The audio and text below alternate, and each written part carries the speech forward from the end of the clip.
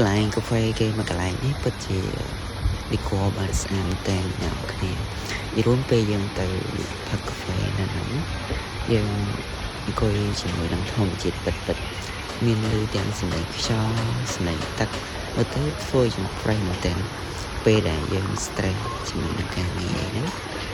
ចុងសប្តាហ៍យើងទៅលេងគួរលេងមែនទែន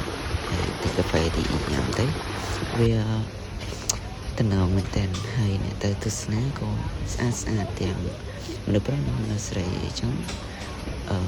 បែបស៊ីវិល័យហ្មងយើងទៅលេងកន្លែងគេការឌីកូគេគឺចេញមកធម្មជាតិស្អាតមែនទែនមានដើមឈើគ្រប់មុខនៅកន្លែងហ្នឹងហើយអ្នកទៅទស្សនាក៏ច្រើនណាស់ដែរហើយកាហ្វេរបស់គេក៏ឆ្ងាញ់ដែរកន្លែងហ្នឹងហើយតម្លៃវាគឺសមរម្យពេលខ្លះយើងទទួលបានការ discount 10% ជាមួយនឹងហាងគេទៀតនៅពេលដែលយើង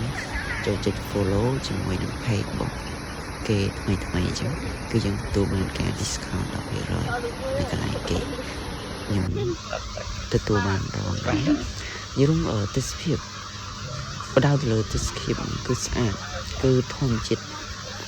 ពិតតែម្ដងហើយគឺមានដើមឈើចម្រុះនៅកន្លែងហ្នឹងសម្រាប់អ្នកចូលចិត្តអានសៀវភៅឬ freelancer អីទៅ